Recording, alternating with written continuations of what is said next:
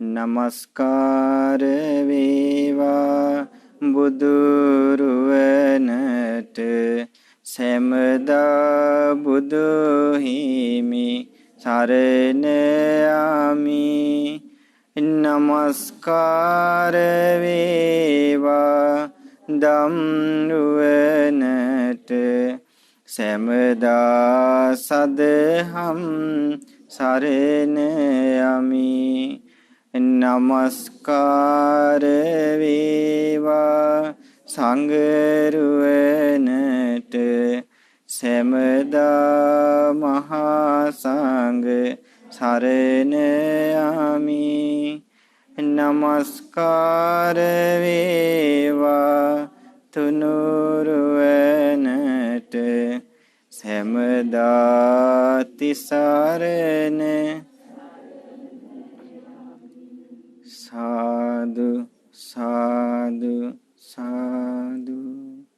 ඒ භාග්‍යවත් වූ අරහත් වූ අපගේ සම්මා සම්බුදුරජාණන් වහන්සේට අපගේ নমස්කාරය වේවා. සාදු සාදු.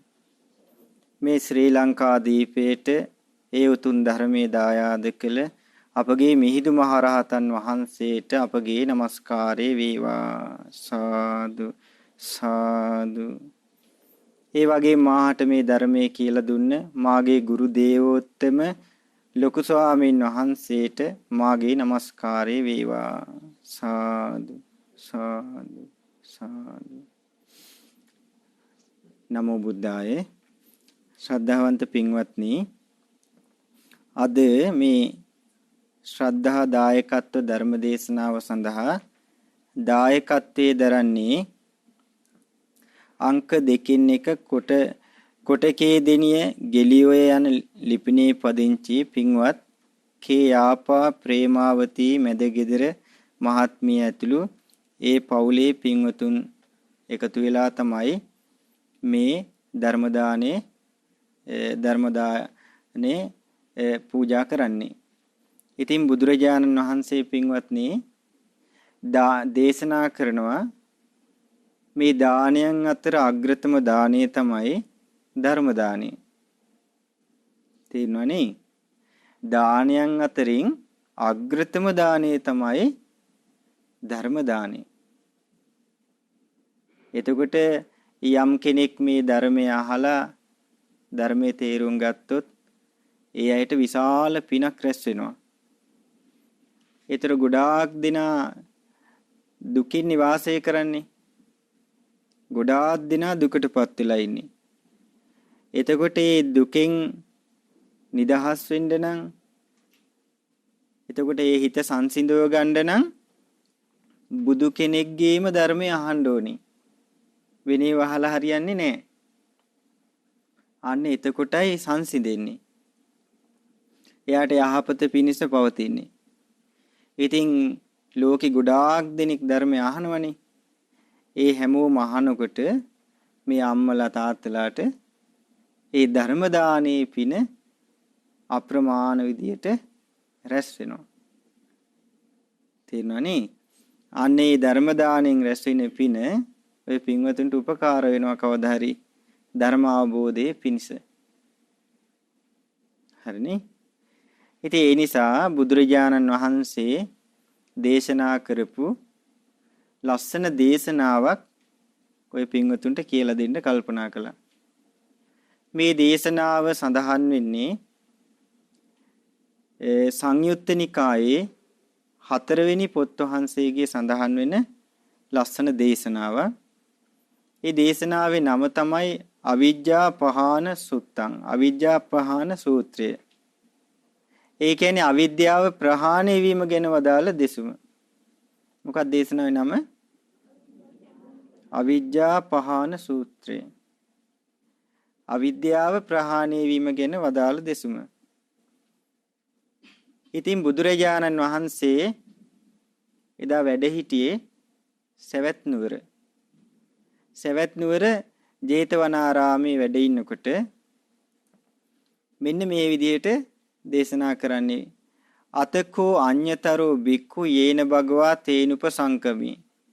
එකල්හි එක්සරා භික්ෂුවක් භාග්‍යතුන් වහන්සේ සිටි තැනට පැමුණුණා. භාග්‍යතුන් වහන්සේ ළඟට ස්වාමීන් වහන්සේ නමක් වැඩියා.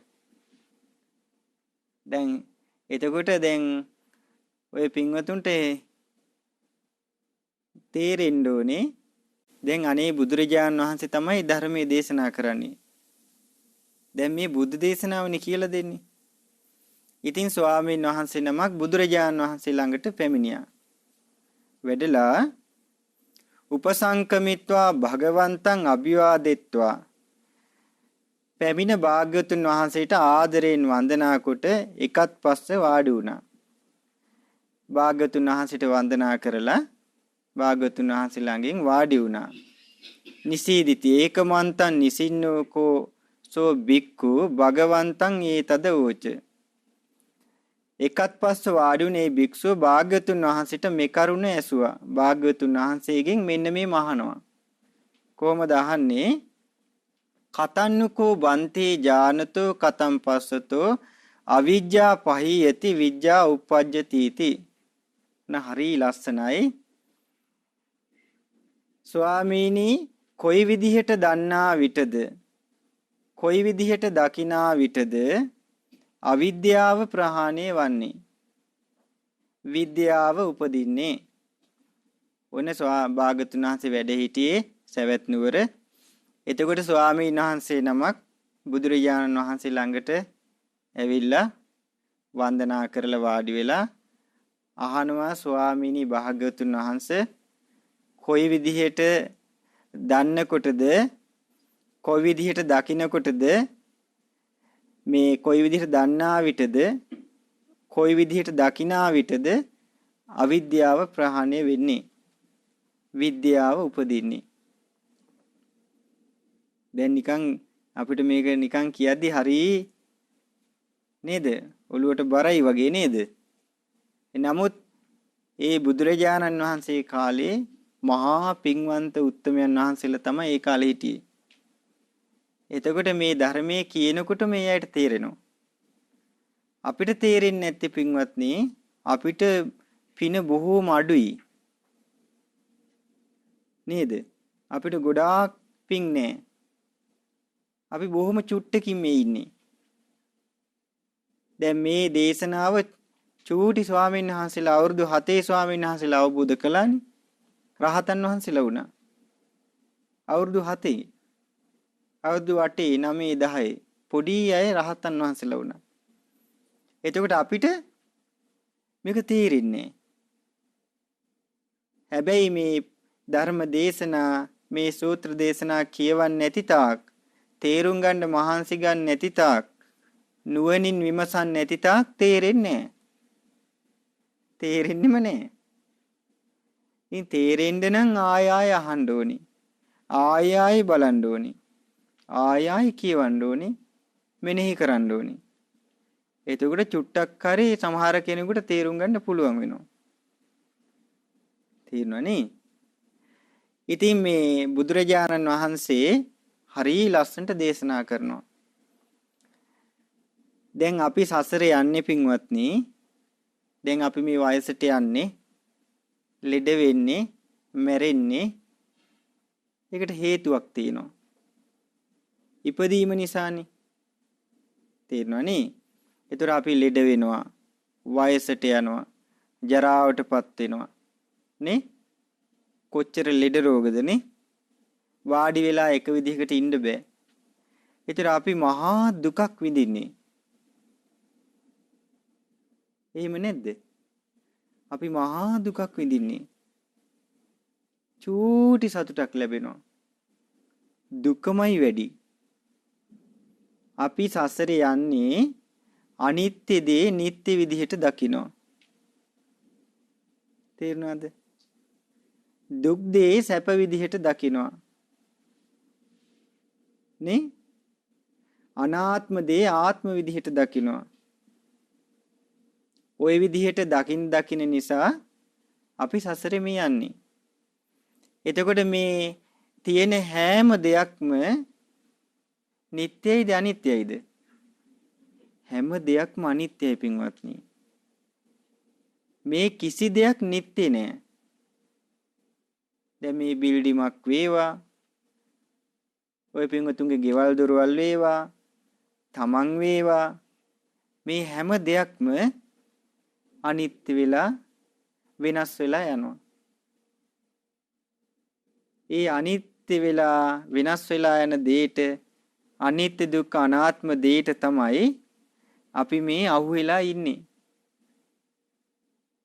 ඒ නිසා තමයි අපි මේ සසරේ බැඳි බැඳි සසරේ යන්නේ.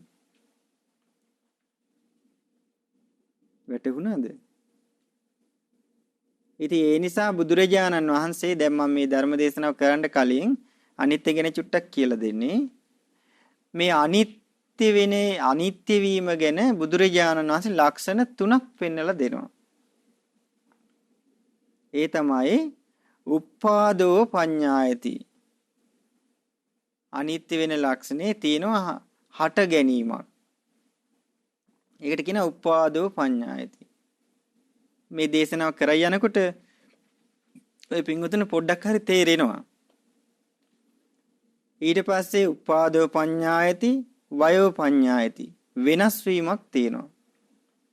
තිතස්ස අඤ්ඤතත්තම් පඤ්ඤායති පවතින දේ තුල වෙනස් වීමක් තියෙනවා. හට ගැනීමක් තියෙනවා, වෙනසීමක් තියෙනවා, පවතින දේ තුල වෙනස් වීමක් තියෙනවා. ඔය තමයි අනිත්‍ය දෙක තියෙන ලක්ෂණ. ඒතර ඔය ටික මේ හැම තැනකම තියෙනවා. තමාගෙත් තියෙනවා, බාහිරත් තියෙනවා. හරිද? ඉතින් බුදුරජාණන් වහන්සේගෙන් දැන් මේ ස්වාමීන් වහන්සේ ඇහුවනේ අවිද්‍යාව කොහොමද ප්‍රහාණය වෙන්නේ? විද්‍යාව උපදින්නේ කොහොමද කියලා ඇහුවේ. එතකොට බුදුරජාණන් වහන්සේ මෙන්න මේම දේශනා කරනවා. චක්කුංකෝ බික්ඛු අනිච්චතෝ ඥානතෝ පස්සතෝ අවිජ්ජා පහීයති විජ්ජා උප්පජ්ජති. පින්වත් භික්ෂුව ඇස අනිත්‍ය වශයෙන් දන්නා විට දකිනා විට තමයි අවිද්‍යාව ප්‍රහාණය වෙන්නේ, විද්‍යාව උපදින්නේ. දැන් මේ කවුරු ගැනද කියන්නේ? තමන් ගැන මේ කියන්නේ. තමන්ගේ ඇහැ ගැන මේ කියන්නේ. තමන්ට තියෙනවනේ දැස් දෙක. අනුයි ඇහැ ගැන මේ කියන්නේ. ඊට පස්සේ මේවට කියනවා ආයතන කියලා කියනවා.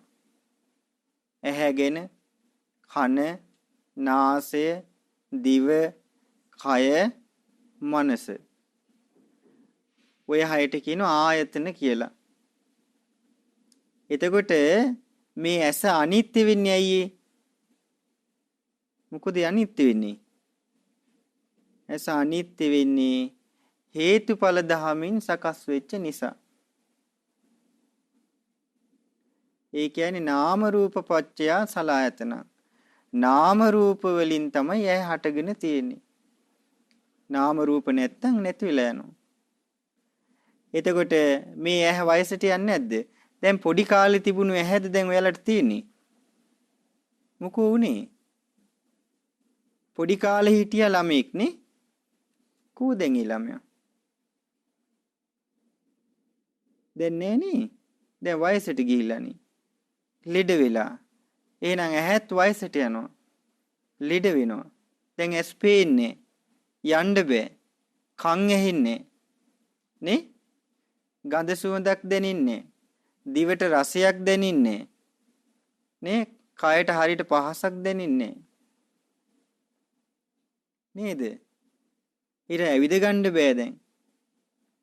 ඔය ආයතන 6 කියන්නේ ඔය ශරීරේ. ඇහැ, කන, නාසය, දිවකය, මනස. මේවට කියන බුදුරජාණන් වහන්සේ දේශනා කරනවා ආයතන කියලා දේශනා කරනවා. දැන් තේරුණාද?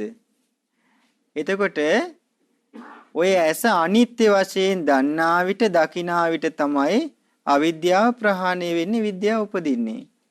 එතකොට මේ ඇස අනිත්‍ය විදිහට දකින්න කියනවා. දන්න කෙනාට දකින්න කෙනාට. දැන් අපිට මේ දැන් ඔන්න දැන් තේරුණානේ ඇහැ වයසට යනවා. ලෙඩ වෙනවා. මරණයටපත් වෙන්නේ නැද්ද ඇහැ? ඇහැ පොළොවට පස්සෙලා යන්නේ නැද්ද? ඇහැ පොළොවට පස්සෙලා යනවනේ. දැන් ওই පින්වතුන් කවුරුත් මැරෙන්නේ නැද්ද? එන ඇස කියන්නේ නිත්‍යයිද? අතීතයේ හිටපු මිනිස්සු මැරුන්නේ නැද්ද? අනාගතයේ පහළ වෙන මිනිස්සු මැරෙන්නේ නැද්ද? වර්තමානයේ ඉන්න අපි මැරෙන්නේ නැද්ද? මැරිලා යනවා. එහෙනම් ඇහැ නිත්‍යයිද අනිත්‍යයිද? අනිත්‍යයි. හැබැයි අපිට මේක තේරෙන්නේ නැහැ. ඒක තමයි අවිද්‍යාව. තේරුණොත් එයාට විද්‍යාව උපදිනවා. ඒකයි මේ කියන්නේ.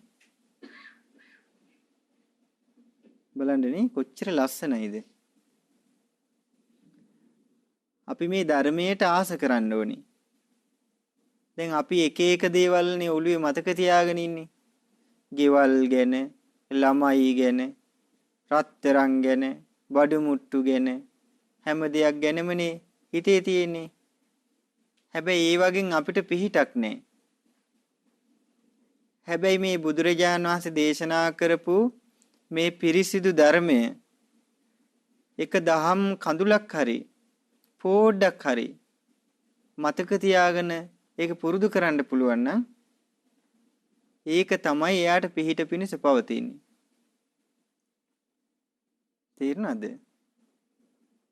ඉතින් බුදුරජාණන් වහන්සේ දේශනා කළා මේ ඇස අනිත්‍ය වශයෙන් දන්නා විට දකිනා විට තමයි අවිද්‍යාව ප්‍රහාණය වෙන්නේ, විද්‍යාව උපදින්නේ. හරි ලස්සනයි. ඉතින් ඒ නිසා බුදුරජාණන් වහන්සේ ඊට පස්සේ දේශනා කරනවා රූපේ අනිච්චතෝ ඥානතෝ පස්සතෝ අවිජ්ජා පහියති විජ්ජා උප්පජ්ජති. රූප අනිත්‍ය වශයෙන් දන්නා විට දකිනා විට තමයි අවිද්‍යාව ප්‍රහාණය වෙන්නේ, විද්‍යාව උපදින්නේ. දැන් ඇහැට මොනවද පේන්නේ? රූපනේ පේන්නේ. කනට මොනවද ඇහෙන්නේ? ශබ්ද ඇහෙනවා. නාසයට මොනවද දැනෙන්නේ? ගන්ධ සුවඳ. දිවට මොනවද දැනෙන්නේ? රසය. කයට මොනවද දැනෙන්නේ? පහස. මනසට මොනවද? අරමුණු. දැන් ඇහැට රූප පේනවනේ. ඇහැට පේන රූප අපි කියමු මොකක් හරි වේවා. ළමෙක් වෙන්න පුළුවන්. දැන් ඔන්න අපි ඇහැට රූපයක් දැක්කහම මේ මගේ ළමයා නේ, මේ මගේ පුතා නේ, මේ මගේ ගේ, මේ මගේ ඉඩම කියලා කියනවනේ. හැබැයි ඇහැට පේන රූපේ නිත්‍ය එකක්ද අනිත්‍ය එකක්ද? අනිත්‍ය එකක්. හැබැයි ඇහැට පේනවා රූපේ අපි කියමු ඉඩම කියලා. ඒකත් රූපයක් තමයි. අපි කියමු ගෙදර කියලා. අපි කියමු ළමයා කියලා. කවුරු හරි. එතකොට මේ ඇහැට පේන රූපේ අනිත්‍ය දෙයක්. වෙනස් වෙලා යන දෙයක්. අන්‍ය ස්වභාවයට පත් වෙන දෙයක්. ඇහැට පේන රූපේ අනිත්‍යයි, දුකයි, අනාත්මයි පින්වත්නි. ඉතින් ඇහැට පේන රූප අනිත්‍ය වශයෙන් දන්න විට, දකිනා විට තමයි අවිද්‍යාව ප්‍රහාණය වෙන්නේ. විද්‍යාව උපදින්නේ. එතකොට බලන්න දැන් ඒ රූපවලට, ඒ බාහිර දේවල් වලට ආස කරන නිසා සමහරු මැරිලා පෙරේත ලෝක යනවා. ඉඩමට ආස කරලා ඉඩමෙම ඉපදෙනවා පෙරේතෙක් වෙලා. දැන් ඔය පින්වතුන් ආස කළොත්, ගෙදරට ආස කළොත්, ගෙදර ඉපදෙනවා එහෙම. කුඹුරට ආස කළොත් එහෙමයි. ඒකයි මේව අතහරින්න කියලා බුදුරජාණන් වහන්සේ දේශනා කරන්නේ. මේක ලේසි නෑ මේක. අතිශයින්ම මේ සසර භයානකයි. ඒකයි බුදුරජාණන් වහන්සේ මේ දේවල් අතහරින්න කියලා දේශනා කරන්නේ. ඉතින් ඒ විදිහට ඇහැට පේන රූප අනිත්‍ය වශයෙන් දන්න කෙනාට දකින්න කෙනාට තමයි අවිද්‍යාව ප්‍රහාණය වෙන්නේ. ඉතින් ඇහැට පේන රූපය මම කියලා ගන්නවා. මගේ කියලා ගන්නවා. මගේ ආත්මය කියලා ගන්නවා. නමුත් එතන එහෙම දෙයක් නැහැ. ඇත්තටම තියෙන අනිත්‍ය දුක්ඛ අනාත්මය තමයි තියෙන්නේ. ඇහැට පේන්නේ පස් වෙලා යන දෙයක්. ස්ථිර දෙයක් නෙමෙයි. දැන් අපි හිතන් ඉන්නවනේ නේ ඇහැට පේන දේ මම මගේ ආත්මය කියලා. එහෙම දෙයක් නෑ පින්වත්නි.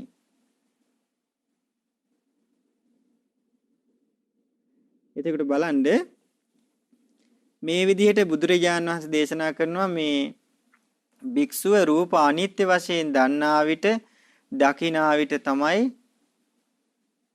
මේ අවිද්‍යාව නැති වෙන්නේ.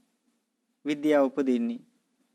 සතිපට්ඨාන සූත්‍රයේ හරි ලස්සනට විස්තර කරනවා රූපාලෝකේ පිය රූපං සාත රූපං එතේසා තණ්හා උපජ්ජමාන උපජ්ජති එත් නිවිසමාන නිවිසති. මේ රූප තමයි ප්‍රිය ස්වභාවයෙන් මිහිරි සුව රූපයෙන් පවතින්නේ. තණ්හාව හට ගන්නව නම් හටගන්නේ එතන කියනවා.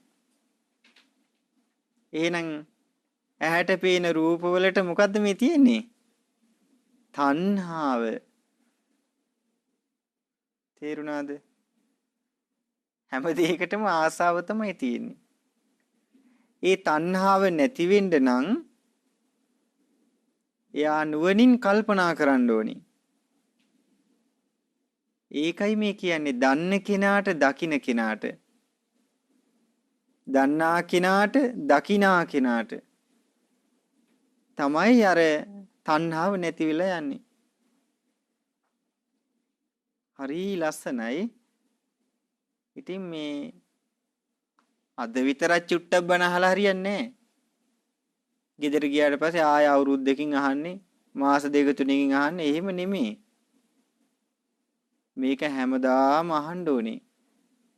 පුළුවන් වෙලාවට බණ අහන්න ඕනේ. හැබැයි ඇත්ත ධර්මය අහන්න ඕනේ පින්වත්නි. බුදුරජාණන් වහන්සේ වදාළ දේම අහන්න ඕනේ. එතකොට එයාට නුවණින් විමසන්න ඒ අවස්ථාව ලැබෙන්නේ. එහෙනම් ඇහැට පේන රූප එහෙනම් ඇහැටත් තණ්හාව තියෙනවා. ඒක මෙහිමයි දේශනා කරන්නේ චක්කුන් ලෝකේ පිය රූපං සාත රූපං එතේ සාතන්න උපජ්ජමාන උපජ්ජති එත් නිවිසමාන නිවිසති. ඇස තමයි ප්‍රිය ස්වභාවයෙන් පවතින්නේ. මිහිරි ස්වරූපයෙන් පවතින්නේ. තණ්හාව හට ගන්නව නම් හටගන්නේ එතන. දැන් අපේ අම්මලා තාත්තලා කියනවා නේද මේ අපි නම් ඕවට ආස නැහැ. අපි නම් කිසි දෙයකට ආස නැහැ. ඊය ආස කරන තැනවත් දන්නේ නැහැ. කිව්වට නේද? දැන් බලන්නකෝ බුදුරජාණන් වහන්සේ දේශනා කරනවානේ. ඇහි තමයි හටගන්නේ තණ්හාව. රූපේ තමයි හටගන්නේ තණ්හාව. අන්න ওই විදිහට දන්නා කෙනාට දකිනා කෙනාට තමයි අවිද්‍යාව ප්‍රහාණය වෙන්නේ. විද්‍යාව උපදින්නේ. මෙතන අවිද්‍යාව කියන්නේ චතුරාර්ය සත්‍ය පිළිබඳව අවබෝධ ඥානයක් නැතිකම අවිද්‍යාව. ඊට පස්සේ යා හොඳට නුවණින් විමසද්දී හොඳට නුවණින් මෙනෙහි කරද්දී ධර්මයට අනුව මෙනෙහි කරද්දී අර අවිද්‍යාව නැති වෙනවා. විද්‍යාව උපදිනවා. සම්මාදිට්ඨිය ඇති වෙනවා. ඒකයි මේ කියන්නේ. ඉතින් මේකට දහම් කරුණු ඉගෙන ගන්න ඕනේ. ඉගෙනගෙන කල්පනා කරනකොට තමයි ටික හිමීට තේරෙන්න පටන් ගන්න කාට හරි. ඉතින් උත්සාහයක් ගන්න නැත්නම් මහන්සියක් ගන්න නැත්නම් මේක ඉතින් තේරෙන්නේ නැහැ. හැමදාම ටීවී බලාම හිටියොත් නේ එක එක වැඩම හැම වෙලේම කර කරා හිටියොත් කවදාද තේරුම් ගන්නෙ නේද? චූට්ටක් හරි මේ ජීවිතේ මහන්සියක් ගත්තොත් ඊළඟ අවස්ථාවේදී පින්වතුන්ට හම්බෙයි අවස්ථාවක් නේද? ඒකයි පින් කර කර හිතන්න ඕනේ මට අනේ චතුරාර්ය සත්‍ය ධර්මයේ අවබෝධ වෙන්න මට මේ පින හේතු වේවා. එහෙම හිතන්න ඕනේ. ඉතින් ඊට පස්සේ බුදුරජාණන් වහන්සේ දේශනා කරනවා චක්කු විඥානං අනිච්චතෝ ඥානතෝ පස්සතෝ අවිජ්ජා පහයති විජ්ජා උප්පජ්ජති. බුදුරජාණන් වහන්සේ දේශනා කරනවා මෙන්න මෙහිම. ඒ තමයි ඇහි විඥානය. ඇසේ විඥානය අනිත්‍ය වශයෙන් දන්නා විට දකිනා විට තමයි අවිද්‍යාව ප්‍රහාණය වෙන්නේ. විද්‍යාව උපදින්නේ. ඇසේ විඥානය. කියන්නේ ඇහෙන් රූපයක් දැක්කම දැනගන්නවා. මේ මගේ පුතා, මේ මගේ අල්මාරිය, නේ? මේ මගේ ගේ දැනගන්නෝනේ ඇහෙන් රූපයක් දැක්කම. අන්නේ දැන ගැනීමට තමයි විඥානය කියලා කියන්නේ. විශේෂයෙන් දැනගන්නවා. අන්නය දැන ගැනීමත් අනිත්‍ය වශයෙන්, දුක් වශයෙන්, අනාත්ම වශයෙන් දන්නා කෙනාට, දකිනා කෙනාට තමයි අවිද්‍යාව නැති වෙලා යන්නේ. අපි එහෙම නෙමෙයි දකින්නේ. නිත්‍ය විදිහට දකින්නේ. සැප විදිහට දකින්නේ. නේ? ආත්ම විදිහට දකින්නේ. ඒ නිසා මේක තේරෙන්නේ නැහැ.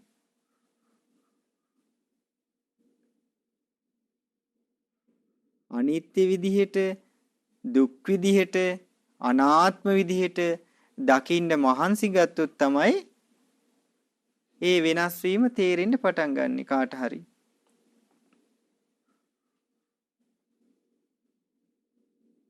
අමාරුයිනේ. ඔව් මේක කෑම කනවා වගේ නෙමෙයි. නේද? ඒ රහතන් වහන්සේලා බිහි වුණේ නිකන් නෙමෙයි. අප්‍රමාණ වීරියක් කරලා. අප්‍රමාණ වීරියක් කරලා. මේ චූටි දෙයක් නෙමෙයි මේක. මහන්සි වෙන්න ඕනේ. කැප කරන්න ඕනේ. බුදුරජාණන් වහන්සේට ජීවිතේ පූජා කරන්න ඕනේ. බුදුරජාණන් වහන්සේට ජීවිතේ පූජා කරන්න ඕනේ. අන්න එතකොට තමයි මේ ධර්මයේ ටික ටික යාට මතක හිටින්නේ. පුරුදු කරන්න පුළුවන්. අපි බුදුරජාණන් වහන්සේට ජීවිතේ පූජා කරා නම් යා එක එක දේවල් සරණ යන්නේ. බුදුරජාණන් වහන්සේව සරණ යන්න ඕනි. එතකොට තමයි මේ ධර්මයේ පිහිටන්නේ. අපි අර කෙනෙක් ටිකක් මේවා කරනවා, මේ කෙනෙක් ටිකක් මේවා කරනවා. තවත් තැනකට ටිකක් යනවා. එහෙම බෑ පින්වත්නි. එහෙම බෑ. හදවතින්ම බුදුරජාණන් වහන්සේ සරණ යන්න ඕනේ. අන්න එතකොටයි මේ ධර්මයේ මතක හිටින්න පටන් ගන්නෙ, තේරෙන්න පටන් ගන්නෙ. එහෙම නැතුව බෑ.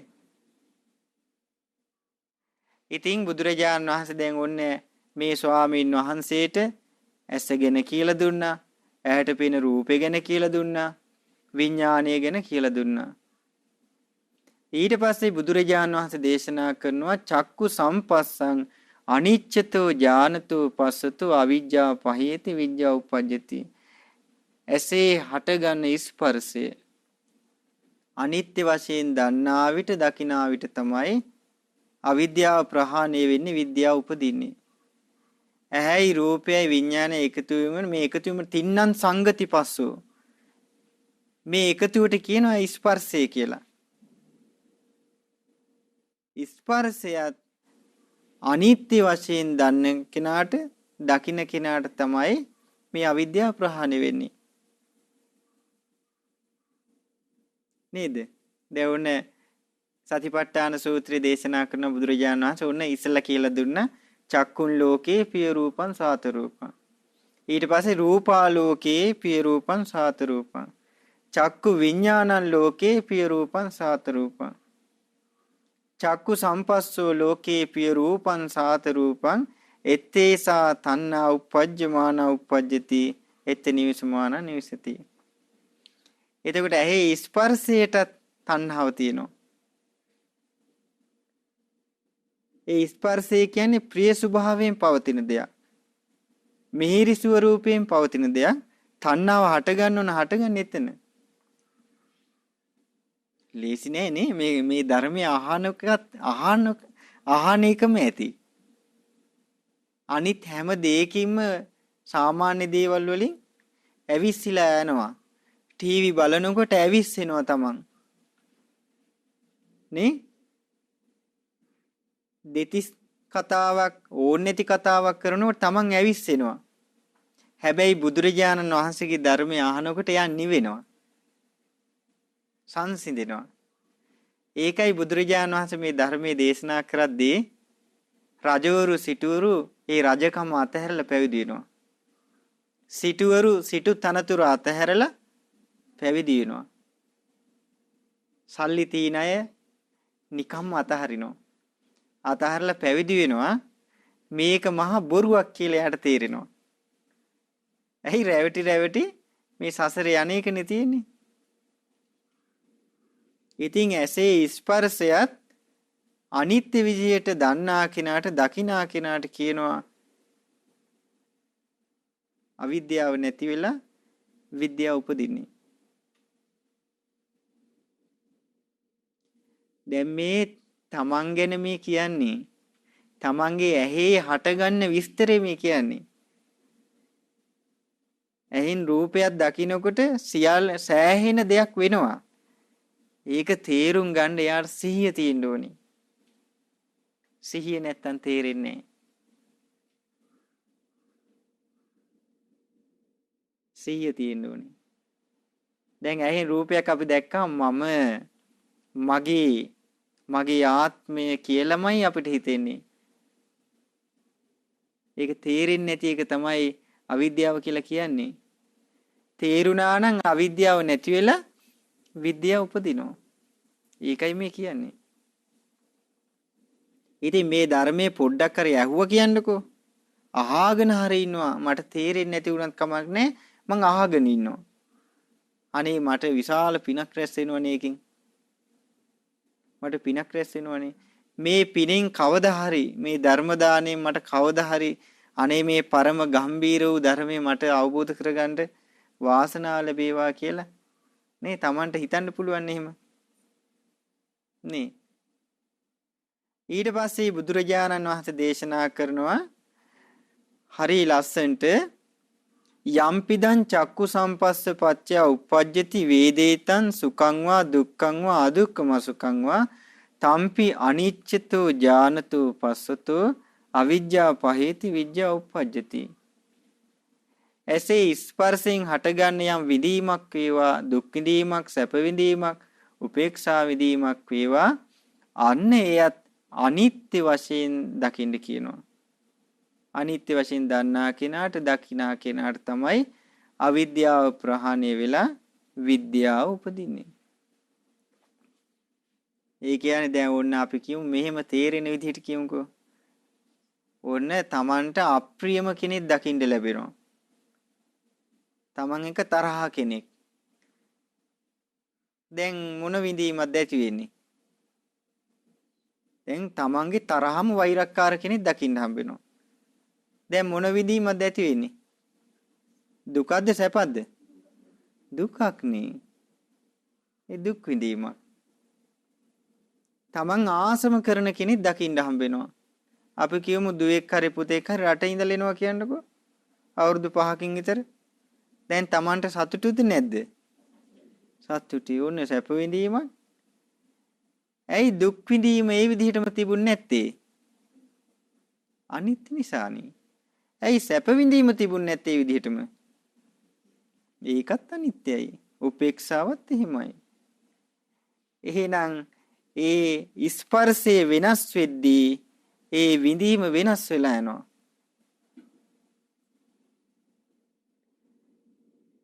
අනිත්‍ය වෙලා යනවා. එතකොට මේ විඳීම සැප දුක් උපේක්ෂා විඳීම අනිත්‍යයි දුකයි අනාත්මයි.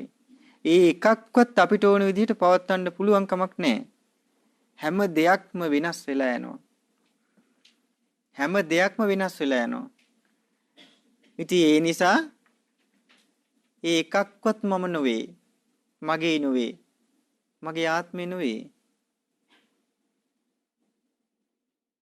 බාණ්ඩ බුදුරජාන් වහන්සේ නමක් පහළ වෙච්ච කාලෙක විතරයි මේ ධර්මය අහන්න ලැබෙන්නේ. අහන්න ලැබෙන්නේ නැත්තම්.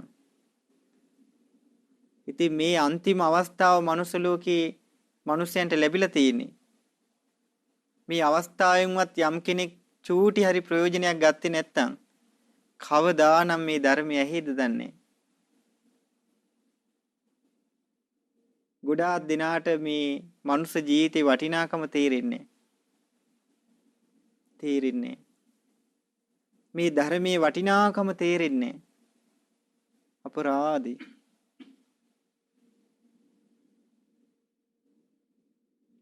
මේ ජීවිතේවත් බුදුරජාණන් වහන්සේව සරණ යන්න බලන්නකෝ. අනිත් හැමදේම අතහැරලා බුදුරජාණන් වහන්සේ ගැන හරි ලස්සන විස්තරයක් තියෙනවා රතන සූත්‍රයේ. ඒ රතන සූත්‍රයේ 3 වෙනි ගාථාව මෙහි හෝ පරලොව හෝ ඇති යම් වස්තුවකට දෙව්ලොව හෝ තිබෙන උතුම් මණිකකට නොහැකිය ගන්නට කිසිවිට බුදු රජ සමකොට මේ බුදු සමිඳුගේ පවතින උතුම් මණිකකි. සැබෑ බසින් මෙම සිත සැලසේවා කියලා තියෙනවා. ඒ කියන්නේ මේ ලෝකේ යම් වටිනා වස්තුවක් ඇද්ද? පරලෝකේ යම් වටිනා දෙයක් ඇද්ද?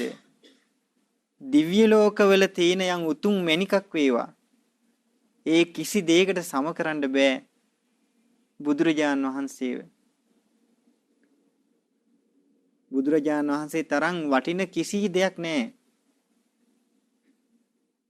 එතකොට බලන්න එහිම බුදුරජාණන් වහන්සේවත් අපි මේ ජීවිතේවත් සරණ යන්නේ නේද? ඉතින් ඒ නිසා දැන් ওই දේශනාවේ ඇහැ ගැන ওই විදිහටම විස්තරේ ඔය කීවේ. කන ගැන, නාසය ගැන, දිව ගැන, කය ගැන, මනස ගැන සේරම තියෙනවා. ඉතින් ඇහි විස්තරේ විතරයි කියන්න ලැබුණේ. වෙලාව ඉවරයි.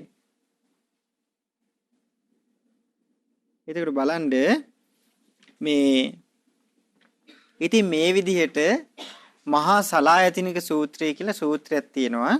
බුදුරජාණන් වහන්සේ දේශනා කරපු මජ්ක්‍ධිම නිකායේ 3 වෙනි පොත් වහන්සේගේ. අන්න එහිකී දේශනා කරන බුදුරජාණන් වහන්සේ යම් කෙනෙකුගේ අපි කියමු දැන් මේ චතුරාර්ය සත්‍ය තේරුම් ගන්න දැන් ඇහැ ගැන, රූප ගැන, විඥානය ගැන, ස්පර්ශය ගැන, විඳීම ගැන කිව්වනේ. යම් කෙනෙක් ඔතන චතුරාර්ය සත්‍යෙම තියෙනවා.